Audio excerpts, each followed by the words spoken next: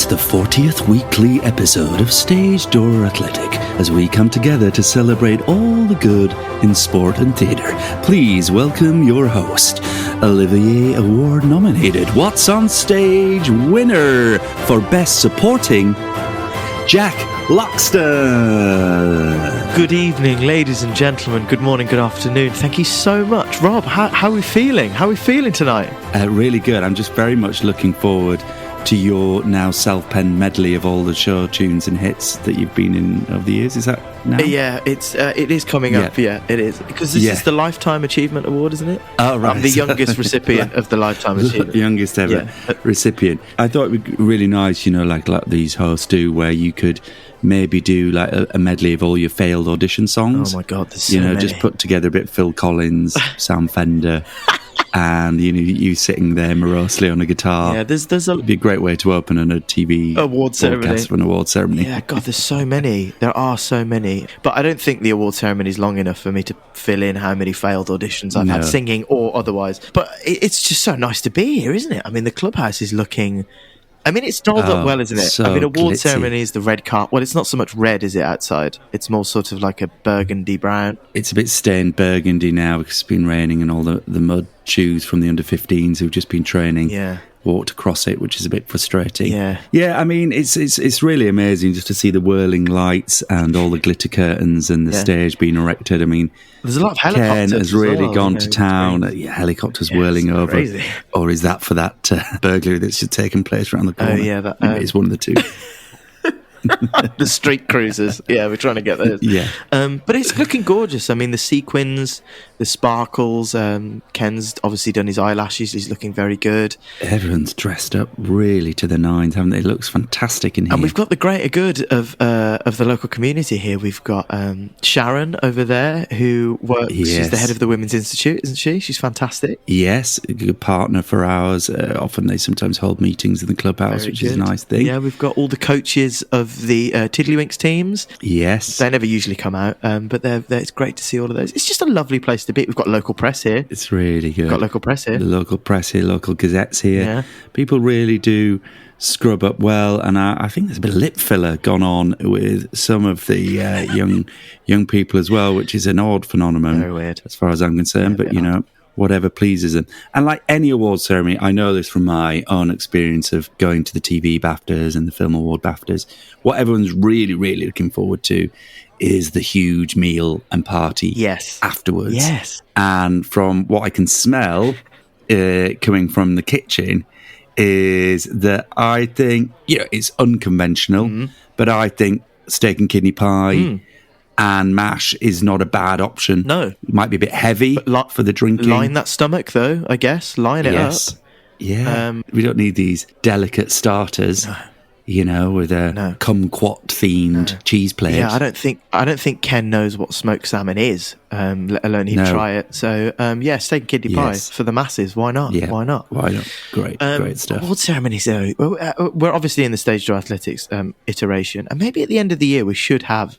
At the end of the season, we should have an award ceremony. Yeah, maybe our favourite guest or best presenter, which is obviously going to be me.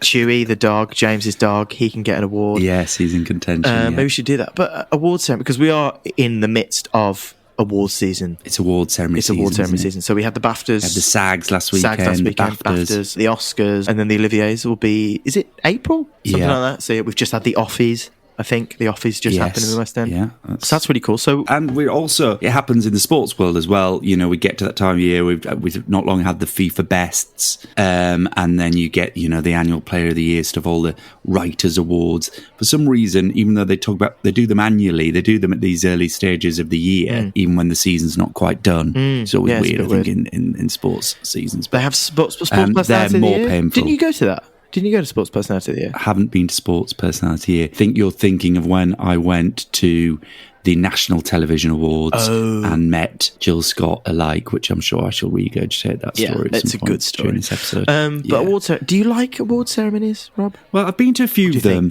And we talked a bit about it the other week, didn't we? And you have disclosed about your what's on stage. It'd be great to go into a bit more detail about that. Happy to, Rob. I'm unemployed. I'd love to talk about the good old days. Yeah. Well, I mean, definitely coming to that. But I mean, I think generally they're quite painful experiences, the actual ceremony themselves. Glad you said that, yeah. For everybody there, the audience that are lured along to them thinking it's going to be great, soon discover they're quite long, protracted, boring affairs. They don't generally let you take drinks in, which is frustrating because they're worried about people getting a bit rowdy. It's not the Brits of the 90s where people would, stage bomb the stage. So a lot of these sports and theatre awards are quite dull affairs and do a little bit of pre-drinking, which is always nice, the reception parties. You might meet with your friends glammed up in a local pub or bar. Certainly when I've been to the BAFTAs with my mate Tim, we convene in the BFI next door to the Royal Festival Hall, get round the bar.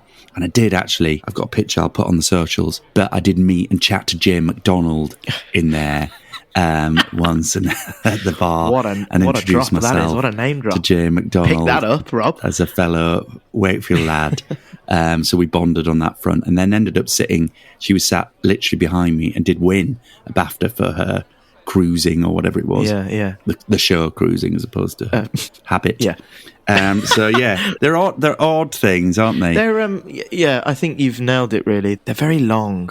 And everybody, I mean, it's got to the point now where even at the Oscars or the Golden Globes, whoever's hosting it, their first opening line is, "Welcome, ladies and gentlemen. We promise this won't be as long as you think it's going to be." So everybody knows that it's a bit self-indulgent, a bit long, all that kind of stuff. I do enjoy them. Well, talk us through, because you've genuinely had a couple of really amazing nominations and indeed won. So it'd be good to hear from your point of view, the experience of finding out when you were nominated, because that in itself is a great moment, I imagine. Yeah. Particularly probably for the Oliviers, especially, even though you went on to win the What's On. Yeah. That must have been a great moment when you found that out. Yeah. It was a pretty crazy experience because, I mean, in the context of Evan, the character that I was playing hadn't historically been recognised with awards in the Tonys over in New York on Broadway. Oh yeah. So it was a real shock, really, when the What's on Stage Awards. So you're saying you were better than the guy who played the role? I'm not saying that. Originally on Broadway. I'm not saying that. He's putting words into my head. No, I'm saying that I did a really good job. Okay, I turned that part, mind it. No, I'm joking.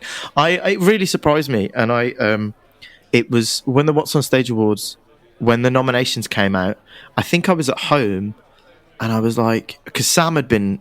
Obviously, Sam Tutty, friend of the pod, who is just, an incredible actor and was fantastic in Evan. We all knew he was going to get nominated. Yeah. So we were kind of umming and ahhing about who was going to get the supporting nods, if any. And when I got it, I text Sam and was like, "Holy shit, it's me and you! How congratulations!" And it was just a bit of a whirlwind. And then you just don't really think about it, certainly for the What's on Stage. But the whole rigmarole around it, you have to do press around it. We had to go and do like interviews. There was like a press pit at a random hotel in central London before we did a matinee. Me and Sam went for this sort of breakfast with all the nominees, which is great, and you're rubbing shoulders with great people and like great directors, and bumping into Reece Shearsmith, and who's a fantastic actor and comedian, and Jamie Lloyd, who's a visionary director and does some amazing stuff. So you're bumping, and like for me and for Sam, speaking on his behalf, I mean he's only just come out of drama school at the time. We were both sort of sitting there, kind of going, "This is insane," and getting snapped and pictures and all that kind of stuff. So that was great. It was a bit of kind of imposter syndrome, but it's a great experience. It's really good fun, and you're with like-minded people, and you're all a bit high because you've been nominated for something that you didn't think you were going to get nominated for. It was great. So and because the What's on Stage Awards are audience voted, it had that extra bit of I think we're doing, because the whole point we make stuff is for audiences, right? And that's the whole, we tell stories to the general public. That's the whole point. So to be able to get recognised. People say all this bullshit, don't it's they? Not bullshit. About it's awards. real. It's all about the. But it is. It's true. And of course, the ones that they can. Well, yeah, sort of. Because people would much rather have a People's Choice magazine award than an Oscar, for example, wouldn't they? Because it's been voted for by people in Greater Manchester. I don't know. Look, all I know is that me and James Norton have got the same award on our bedside table. So whatever, Rob. But yeah, and then so after that, it was at the where Book of Mormon is. Is that Prince Edward Theatre? Yes. It's just moved to the Palladium, actually, in recent years, What's on Stage Awards. So Evan was performing, because we were also up for Best New Musical. So we performed. Yeah. And so we did a dress rehearsal in the day of the award ceremony, which I think was a Sunday. So it was that day off. So you're knackered. I mean, we'd done a 4-week. I don't know how Sam did it, because Sam, that's a tricky track with Evan. So we went down on a Sunday morning and we rehearsed. But our company manager clocked the winners sheet, the name with all the winners on it. No. Yeah. And this is a scandal. This is equivalent to the PwC era of the Oscars. Yeah, a little bit. And they gave the wrong for best film. Yeah. Oh my God, that was horrendous. Yeah. Yeah. And he said to me and Sam, he said, "Have you got your speeches sorted?" And we were like, "No, we're not going to win." Because we genuinely didn't think we were going to win. I mean, I thought Sam would win because he's brilliant and, it was a massive show. I had no idea that I was going to win. And he said, "You should get your speeches in order." And I went, "What?" And he just sort of looked at me and I said, "No." Oh my God, so you had a little clue. I was like, "No." And he went, "Just write a speech." And I was like, "You taking the piss?" And he was like, "Right, Jack, write a speech." And I looked at Sam and I was like, "Shit." So then the whole evening had a different... So when we were at the award ceremony, the whole evening had a... Oh, was that good or bad? Well, did that sort of ruin it or not? It kind of changed... It changed it a little bit. I'm very glad he told me, if I'm honest with you, because I was terrified of doing the speech when I was up there doing it, knowing that I had to do a speech because I knew I'd won it. But like, if my name would have been called and I'd have walked up on stage in front of, I think it holds about 1,000 people, and it was live on BBC Radio 2, I'd have just sworn like non-stop and gone, I mean, I can't even get through a podcast without saying the word tense 50,000 times. So my vocabulary's crap anyway, but live on BBC Radio 2, I'm like, "Oh yeah, this is brilliant and I'm having a fantastic time. And don't you think this is fantastic? And we're having a brilliant time, aren't we?"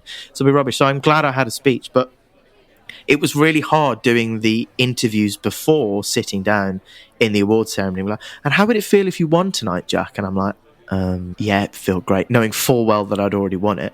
And it was really quite awkward. I was sitting in front of Paul Whitehouse from the Fast Show, and he's gone fishing with him and Bob Mortimer. He's a national treasure. Paul Whitehouse, brilliant. He played the granddad in Only Fools and Horses. Yes, that's right. And he was sitting in behind me, and I said, we were chatting, and I said, "Oh, it's so great." He was like, "You're in Evan, aren't you?" I said, "Yeah." He said, "You're up against Oscar, who's in mine." He said, "Oh, well, good luck to either one of you. I hope our boy wins." And I'm like, "Yeah, me too. It was a great show." And I'm like, "Yeah, he didn't win it, Paul. He hasn't fucking won it, Paul." It was really weird. But my girlfriend at the time sitting next to me was just kind of like calming me down, going, "Oh my God, it's coming up, it's coming up." Is there any sort of rehearsal around, where you walk from and what you meant to say and how long are you prepared? No, it's really done off the cuff. They just say, "Okay, you come stage left and then you'll go off stage right." And then you're like, "Where are you going?" Right. And you're holding this chunk of metal and you're like, "Well, where am I going now?" And they're like, "Well, you'll go out now and you have your pictures and then you do a few little quick interviews with what's on stage and then Evening Standard or something. And then you're led back into the auditorium and sit back down." A little bit later. What happens in the intervening time, just for listeners, which is always quite interesting, they have what are called fillers. Yeah. So they have an army of people who are working for the award ceremony. Often, they're students or interns or people who are invited, and they're asked to dress up. And when the award winners go up to stage, or anyone going up to be part of the speech, the TV production company, the producers, fill those seats with random people so that when the camera pans back to the audience, you don't have empty seats. Yeah. So you have a keen eye when you're watching the Oscars or any of these things, is that the seat where Meryl Streep was sat, if it cuts back, will have some grinning, can't believe their look, dolled up to the nines substitute called a filler sat in that seat. Yeah, it's really weird, actually. And before, when they're rehearsing it, they had this at the Oliviers as well, in the Albert Hall, and they had it in the Prince Edward as well for the What's on Stage Award. They've got signs on the seats where the nominees are going to be sitting with their face rehearsing. On it when they're rehearsing. Yeah. So when we were rehearsing, we sang "You Will Be Found" at the What's on Stage Awards. I'm looking down and seeing my face on like a piece of paper on a stick on my seat, and then Sam's just in front of me. And we were both on the aisle, because obviously if you're sat in the middle, you've got to stand up and then usher out, and the playing music's going to play very. So we're all on this. So all the winners are on the aisle. It's really weird. Yeah. But yeah, it was a crazy experience. And I think I said this to you in the last episode when we were talking about it a little bit. When I'm on stage, I feel incredibly comfortable and safe knowing that there is a big. I'm wearing a costume that isn't mine. I am adorning somebody else. I have words to say that I've made mine. It looks like me saying it, but it's I'm playing a character. It's not me. Whereas where you go up with a piece of paper and you're talking as you, fucking terrifying. It really is quite scary. I don't know how I got through that speech, actually. It's still on the internet, actually. Maybe I'll find a bit of it. It's not. Is it not? I've searched quite hard. Oh, bless you. Bless you. It's no longer available on the internet. Sadly, I was trawling the internet yesterday to try My mum's probably and embarrass you in this moment. It was on BBC Sounds. Sadly, I suppose it was like 3 years ago now, 3-4 years ago. Yeah, it's no longer there, sadly. But yeah, crazy experience. That is funny, yeah. And what was the do afterwards like? It was a Cafe Paris over the road. Oh yeah, it was there, which is a great little venue. But again, it's hard because we've got a show the next day, and I can't drink 4 bottles of champagne like I wanted to, get blind drunk, and then go to work. But it was great. It was lovely. It's nice, and you do bump into people who you beat on the like. Jason Donovan was there, and he was in my category, and I was like, oh, that's nice, great. And of course, because you've been up on stage, suddenly, because when you're at these awards ceremonies, a lot of the time you spend thinking, are they famous? I don't really know that person. Yeah. Because everyone's dressed up. Then, of course, when you've been the focal point for the evening and indeed won, then suddenly you're in everyone's mind and you get a little bit more attention and people's eyes are on you and you're holding the award and all that stuff. So that's a nice. It was nice, yeah. It's like, I've got to come and see it. And I'm like, yeah, you should. We're really good. And me and Sam, we were there with our partners who were at the time, and the 4 of us just sort of milled around, and it was quite nice. And people were offering champagne and going, "Oh my God, you're so good!" And we need to go see it. Of course, it's ego boosting to the max. So it was very, very lovely, and it was very humbling because, and I do genuinely mean it because, and I alluded to it in my speech. It's great that that the audiences vote for it, and the Olivier's was a completely different experience. I mean, after the What's on Stage award, I was like, "Wow, didn't expect that to happen." And I was at a bus stop just around the corner from West Hampstead, about to go into town. I was meeting someone for lunch. Yeah. I think they were announced on Facebook, and I'd forgot that it was happening. Oh, wow. And I was like, oh my God, it's 11 o'clock. And I clicked on it on my phone, clicked on the Facebook, and the video screen came up, and it was my face. My face was the first face that I saw, because a supporting actor in a musical was the first one that they announced in the nominations, and it was my face when I clicked onto it, and I saw it, and I just it was pissing it down. I was like, what? That doesn't make sense. And then Rupert, who was also in Evan, came up, and I was like, oh my God, we've both been nominated. And I kind of leant back, put my phone down, and then my phone, when you take your phone off airplane mode and you just get messages, it was like that, but I didn't take it off airplane mode. It just did not stop for about an hour. Just people texting me. Yeah. And I phoned my mom and I said, have you seen? And she said, I thought it was tomorrow or something. And I said, I've been nominated for an Olivier. And she just went, bucket. I nearly started crying. Actually, wow. It was crazy. It was, it was a crazy experience. Yeah. And obviously it was brilliant. It's brilliant. Yeah, it's cool. Yeah, and these moments, like when you get these bits of information in your life, sometimes it's about, getting a job. Sometimes you've been really looking forward to and you've been waiting and the news actually comes through. Yeah. There is these little seconds of disbelief and you do feel things. I mean, I can totally relate. I mean, just the other day I got an email through saying I'd won £2.80 on the Euro Millions. And there was just that second or two where I was like, I'm winning. It's happening. Yeah. It's the doors are opening. I could totally identify. But you said earlier about it's the promotion stuff that you have to get involved in. You can find yourself just in ridiculous situations doing things. Yeah. Someone who's working with the social media team has decided this would be a great way to promote this, and they've dragged you in, and I don't know, you kind of find yourself answering stupid questions, things that I don't know, like they do these like quick fire rounds, don't they? Like cat or dog, Jack? Yeah. Mouse. Jack, like cat or dog? Mouse. Chinese or Indian? Chinese. Les Mis or Phantom of the Opera? I've been asked that thousands of times, and my answer every single time in every press junket I've ever done is, I haven't seen either of them, so I don't know. Dogs or cats? Dogs. Indian or Chinese? Rob. Indian. Alpha or Glinda? Glinda? Phantom or Les Mis? Rob. Can I be honest and say I haven't seen either? I told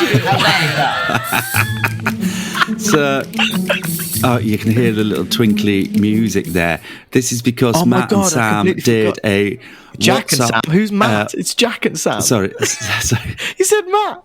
How weird. Because Jack and Sam did some promotion for the What's on Stage Awards where they took part in a Bake Off spoof where they went down to a Bake Off tent experience in London. Yeah. and baked a Battenberg. I completely forgot or about a waving through a window Battenberg, Yeah. which was a very tenuous attempt to justify the choice of the sponge and make it relevant to Dear Evan Hansen. Here's a little bit more of Jack which is available on YouTube.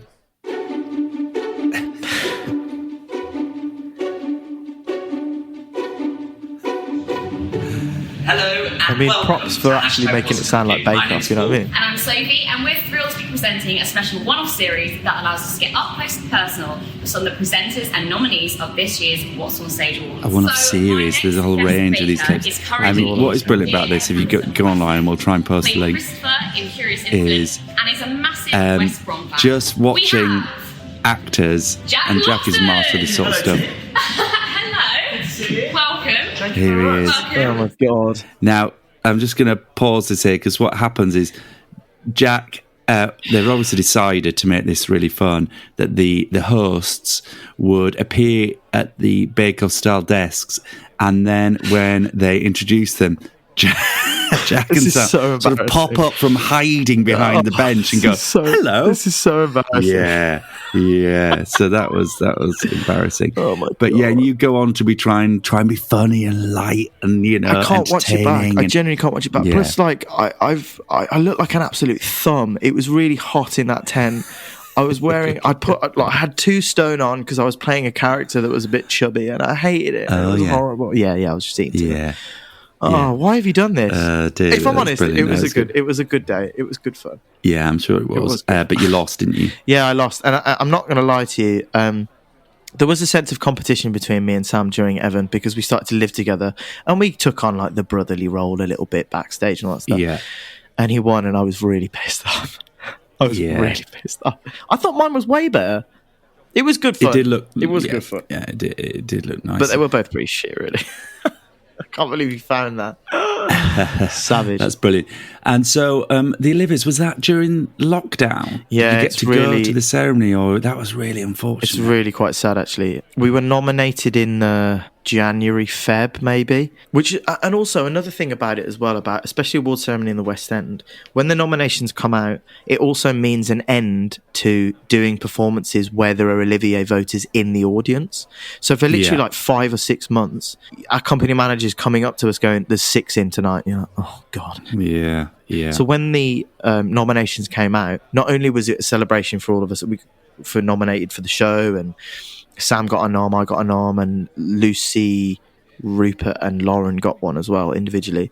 So it was a great celebration. It was also like the end of but then we were all invited, all the nominees are invited for a lunch, an Olivier lunch, where you pick up your nomination award. Yeah. And if I'm honest, that was probably one of the best mornings of my life career so far. That must be lovely. I mean, it was just a really good vindication of all your work and to have that recognition.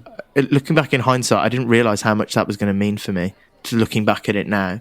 But yeah, that morning, that lunch was amazing, and the amount of people there, and you are literally rubbing shoulders with the great and good of British acting, and there's just sort of like me just like running around like so nice to meet you, and we have amazing pictures together, and the 5 of us had great pictures, and what the fuck are we all doing here? This is crazy.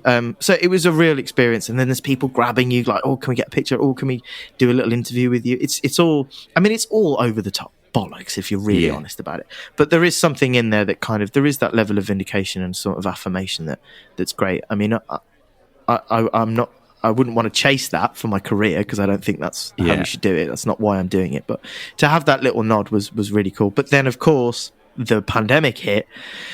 So the whole thing got cancelled, and it was just heartbreaking.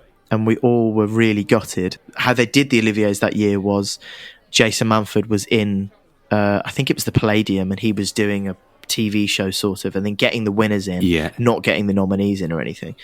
So I knew that I hadn't won it before the show went out, which was really a shame. And Sam had already known that he'd won it, and he told us all, which was really great. And we knew that we'd won the show.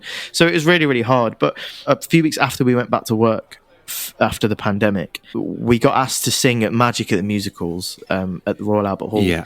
So the 4 of us who had solos in You'll Be Found went down to sing, and Ruthie Henshaw, she presented this show, And it was brilliant. Yeah. And Sam obviously hadn't had the opportunity to have his moment with winning the Olivier and all that kind of stuff. So she took the microphone after we sang and she had a little word with us on stage at the Albert Hall. And she said, Sam has just won Best Actor in a Musical. He didn't have his moment at the Oliviers at the Royal Albert Hall. Please, can we give him a round of applause now? And the whole audience, 4,000, 5,000 people, shot up and clapping. Sam burst into tears. We all burst into tears. It was really, really sweet of Ruthie. But yeah, it was brilliant. So the year after, when the Oliviers were on, they asked us back to sing the In Memoriam bit. We sang You Will Be Found Again. So we had sort of that moment, and we did the red carpet leading up, Royal Albert Hall, great, and all that. So we sort of had it a bit. But yeah, I was gutted to not have it there and have my little face up. And my mum had bought tickets, and my family had bought tickets. Yeah, it just means you've got to go and do it again. Yeah, I'd like Best Actor in a Play. International Podcast Awards. Oh yeah, well, we need to talk about podcasting awards. I've spoke a lot about my bollocks, and I hope that was interesting enough for the listeners. But there are podcast awards out there, Rob. Oh, I know. There's a lot of them. But you talked about the red carpet. I mean, that's always quite an interesting experience. I've had a few red carpet experiences. Yeah, take me through this partly because of one of my best mates works for BAFTA. Is the head of engagement and training, learning and development. And as a consequence, I've been lucky enough to be invited as his guest to some of the BAFTA Film Awards, which are often at the Royal Albert Hall or have been in other places, the Festival Hall in the South Bank, sometimes at Drury Lane, and the TV Awards, which are always way more fun. Yeah. Because the Film Awards, obviously you've got big megastars coming over from LA, and you've got the big movies, and you get to see them around, and the parties often at the Grosvenor Hotel on Park Lane, and a much bigger, swankier, more expensive affair. But there's a disconnect there. Everyone feels a little bit more cautious. It all feels a little bit more industry. Interesting. Whereas the film and TV awards just feel a lot more fun. Yeah. You see the people that you recognise. It's much more British focused. You're having a bit more of a laugh. People are less up their own arse. They're much more grateful to win. The parties are a bit more fun. The booze seems to flow a little bit more. So they're always a little bit more enjoyable as an experience. So I've walked the red carpet, but you generally go a little bit earlier. No one's interested in you.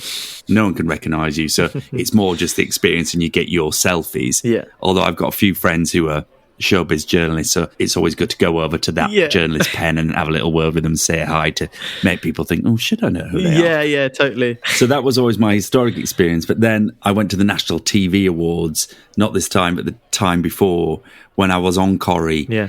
And I went down and had that experience of being in a show that was nominated, where there's a PR representing your show, who's down at the end of the red carpet, who's got all the relationships with the journalists and the TV crews, and they're sending you to go see this person and chat to that person. And I was with Anthony Cotton, who was playing my boyfriend in the show, and Jodie Prenger, who was down there as well. And the three of us were hanging out for the day. We walked the carpet a lot together, but I was asked to sort of go off with Anthony and speak to BBC Radio Manchester or Look North or whoever was doing a little clip into the red carpet.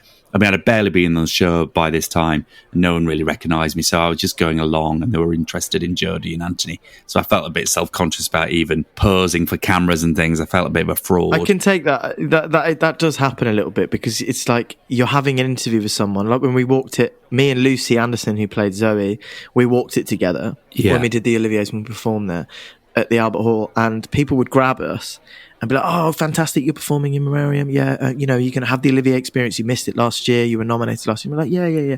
And then, like, I don't know, Jason Manford would walk up behind us and I'm like, anyway, can you move out the way, please? Jason. And you're like, oh, fuck's sake.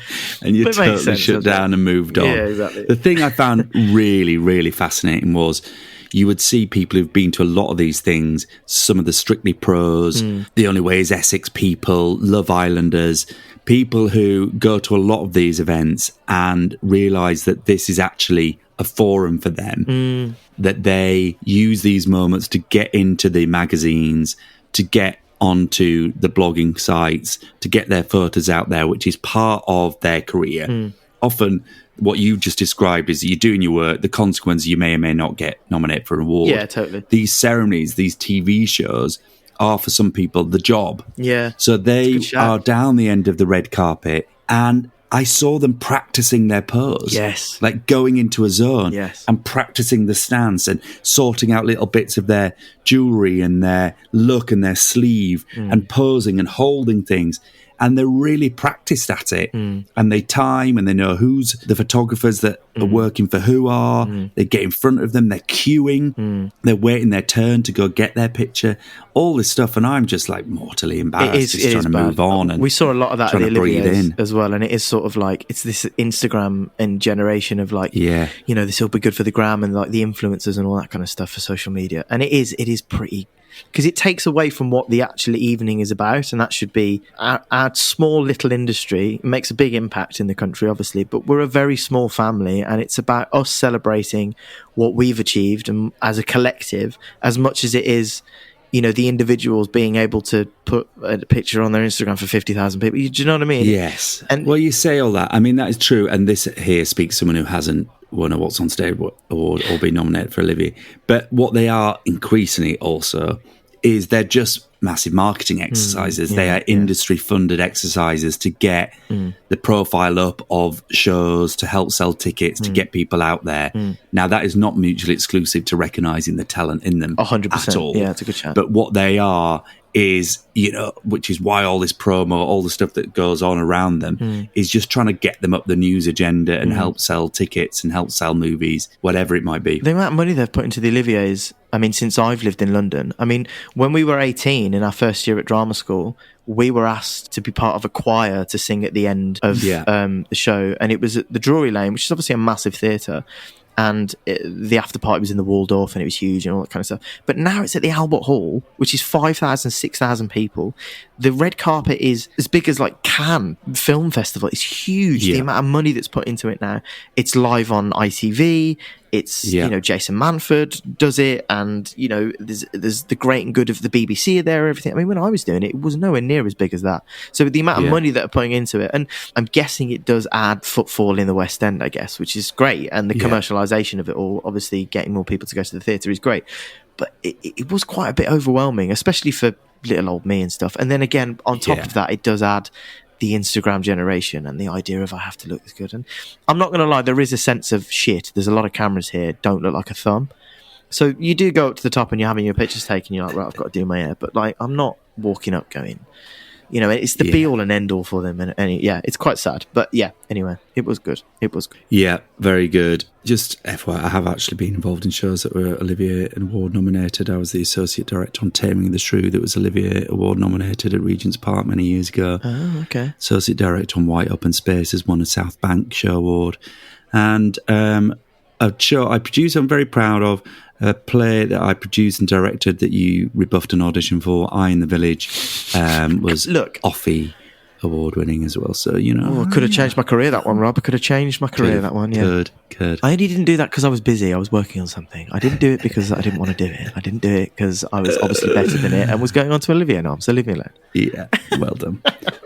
A word on sports awards, because I've watched a few of them, and if you think theatre and showbiz awards are boring, bloody hell, oh my God, our sports awards painful. I mean, painful. Really painful. This, you know, obviously the BBC Sports Personality of the Year has grown and become more of a TV event, and it's full of VT footage, and, you know, they try and elevate it and make it entertaining.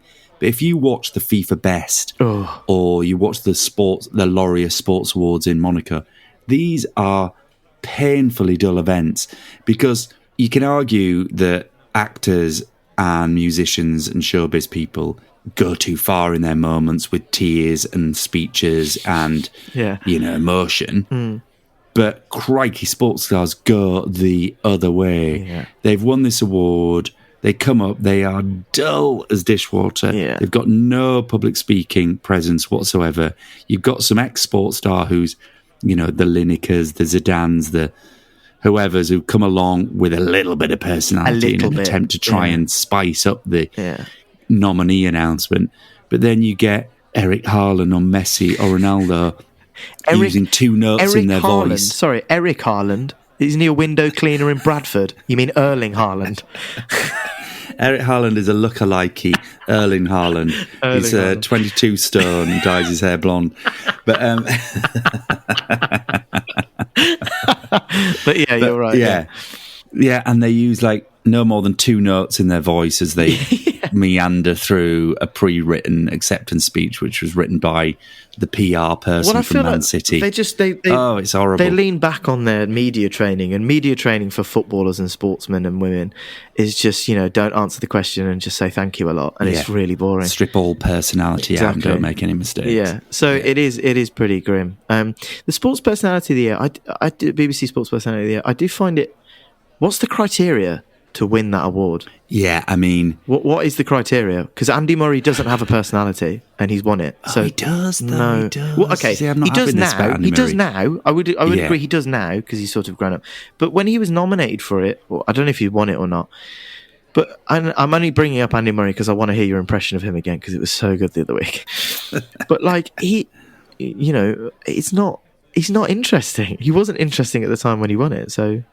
What's the criteria? I disagree, because I think actually what he has done over the years is develop quite an interesting personality, and I also think what he's done is embraced the perception of his boredom, and so actually what he's become is actually quite a dynamic character, even though he doesn't use much range in his voice. You've just proved my point. I can't listen to that for 10 minutes doing a speech, Like Freddie Flintoff should have won it every year because he's jokes. He's got a personality. He's hilarious. But yeah, I mean, it's ill-named. Yeah, it is ill-named. And what it has been historically has been, let's celebrate the best British failure on the global stage award. So you get people, it would be awarded to the best nearly athlete.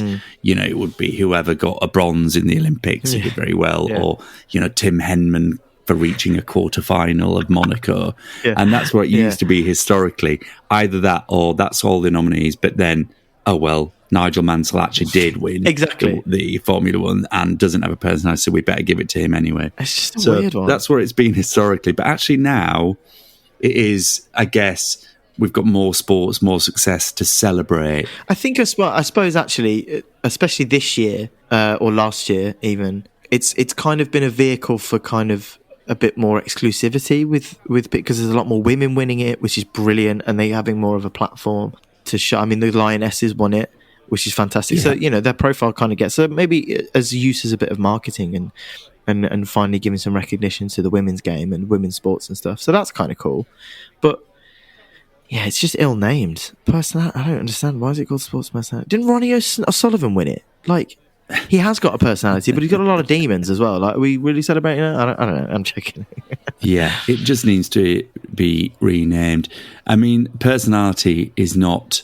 important component of sporting success. Exactly. So it's a silly name. It's a bit of a weird one. Yeah.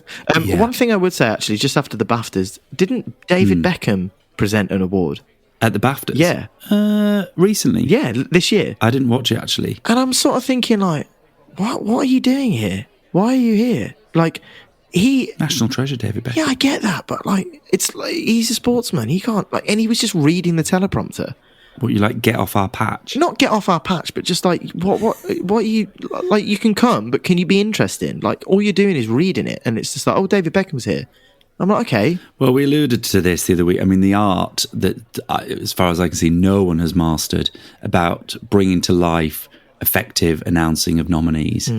And, just either, as we said last week, failed comedy skits or just really dull introductions. To be fair, I would say that the comedians are better at it, at presenting awards. Yeah.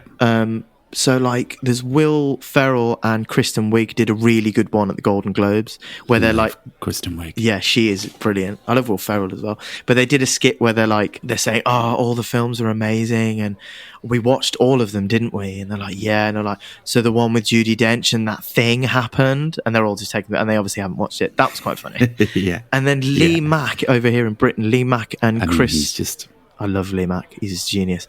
At the BAFTAs a couple of years ago, Lee Mack and Chris McCausland, who's the blind comedian, that... Oh, yes. If we can try and get that up... God, that was brilliant. Really good. Really good. Really good. It was like, I'm the first blind person to give out an award at an award ceremony. And then But Lee Mack here is going to read what off the auto cue, because obviously I can't see it, and the skit was absolutely brilliant. They're so funny. Yeah, it's very, so they very do get clever, it good. yeah. But yeah, when you've got like Lee Mack, is he as quick as the edits of his shows make him? Yeah, tell me about it. Because if he is, I just think that is such a talent. I think he's so incredibly. I mean, he must be. And would I lie to you? He is absolutely brilliant. What's the one where he says Bob Mortimer's on there, and he's talking about a guy. He has stupid names, and he's telling a story, and he's like, there was Chris By the Way there, and he's like, By the Way, that's his last name. It's like, yeah, it was Chris By the Way. Okay, carry on the story. And Bob Mortimer goes, he's talking about he's with the police, and he was like, yeah, we were with the police. He was a sergeant, by the way. Lee Mack, without even a beat, just goes, Sergeant, by the way. It's just absolutely brilliant.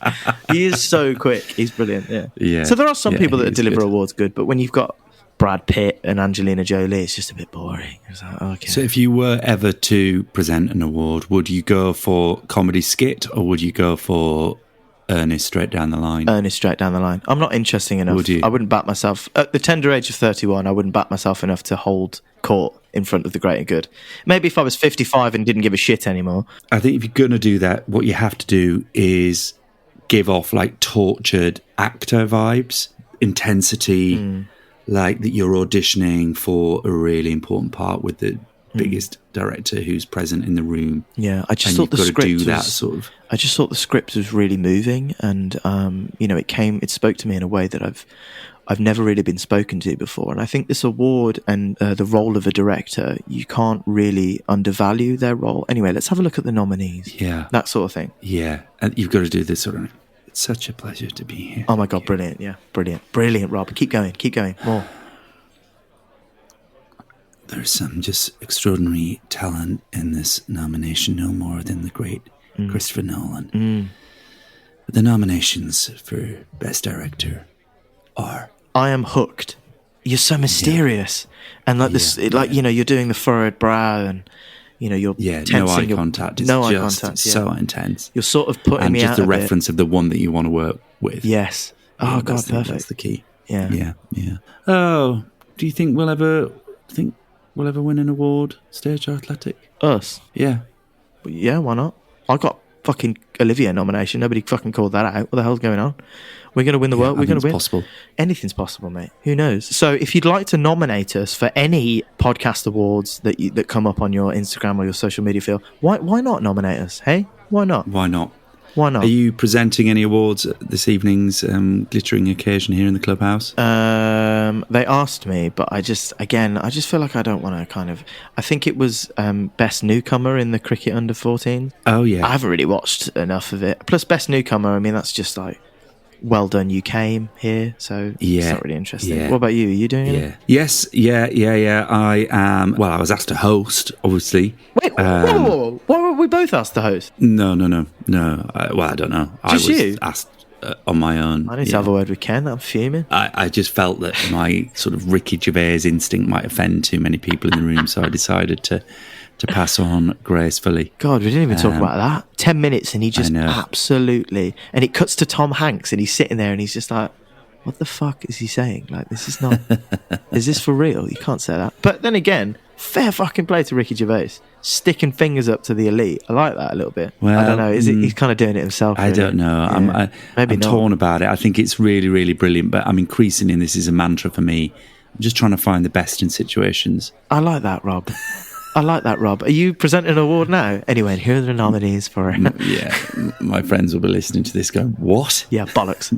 I'm your saying instinct that. is absolutely to undercut and undermine. Yeah, I was going to say it. You've directed me, Rob. I've known you for ages. That's your mantra. I'm joking. Oh, dear. Now, just an idea as well, as Cheltenham is this week. Yes, it is. Which is on our bucket list. It looks unlikely that we're going to be invited to the box of Nicky Henderson or anything. Shocked. But we'll continue to work on that. Plus, aren't you skiing again? I've just come back, yeah. I thought you were going off again. You're always bloody skiing. Sorry, Jack, we can't go to Cheltenham because the box fell through and I'm skiing again. Yeah, no, okay. That's all done. Had a lovely weekend, thank you. But I did have an idea. I was thinking, because I do like a bet at the races. Me too, I do. And I was thinking... How about we give ourselves £10 or £20 over the course of the festival and each and we have got to try and max that out. And whatever we win, we give to charity. Rob, I think that is... I've known you for a long time. I've been directed by you 2.5 times. We're good friends. I really get you as a bloke. I think we're really close. You've said some good things over your life and our relationship, but what you've just said is the best thing you've ever said, ever. Yeah, you up for that? I'm well up for that. What a fantastic idea. Yes. Competitive betting. Yes, for charity as well. We could either make... For charity is good. I mean, we could do it for charity, or we could give it to each I don't other. have any money. Or we could do a combination of... What we could do is we could do... The winner who gets the most money, that goes to charity, and the loser's money goes to the other. Okay, yeah, that's good. Yeah, I like that. So there's a bit of personal involvement in it. Okay, cool. Which you could then obviously then give to charity. Yeah, I like that. I think that's a good idea. No, maybe. Okay, so we're both incentivized to do well, to max out. Now, it'll be interesting. We could discuss when we come together next our strategy for doing that and how successful it was, whether indeed, you've just gone for favourites to try and just edge that fund up to give to charity, or whether you've gone for some big outsiders to try and really, just go on the roulette wheel. I think that's a great idea. So, it'd be interesting to know what strategy you've got. Do you go horse race? Have you been to many horse racing events? Oh, I love a day at the races. Yeah, you do. We spoke about this before. Yeah, I'm big on point to point, sort of the non-league of horse racing. Yeah, and I get very involved in the form and the weight. Oh, great. All that kind of stuff. Yeah. And, to cover your bets, you do go for the favourite. And the names as well. Oh, we can all save this. But yes, I am in. I think this is a great idea. So 20 quid each? Fuck it, £1,000. Fuck it. We start with 20 quid in our online betting account, and we see where we're at the end. Okay.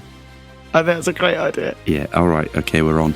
Brilliant. Oh, well, the credits are starting to roll and we're going on a bit too long, so I can hear the music coming in and underplaying as we still want to thank all our listeners. Just one final thing, we just want to say, please, so grateful we wouldn't be here without you. Yeah. Just want to say a big thanks to all 10 of the listeners, and thank you Couldn't each and do it every without one of you for tuning in every week. Big thanks to my agent, who doesn't really approve of me spending all this time putting together podcasts versus actually going out there and preparing for auditions. Oh my God, the music's getting louder. And just to say huge thanks to my mum and all my family. It's really good. I love you and thanks so much.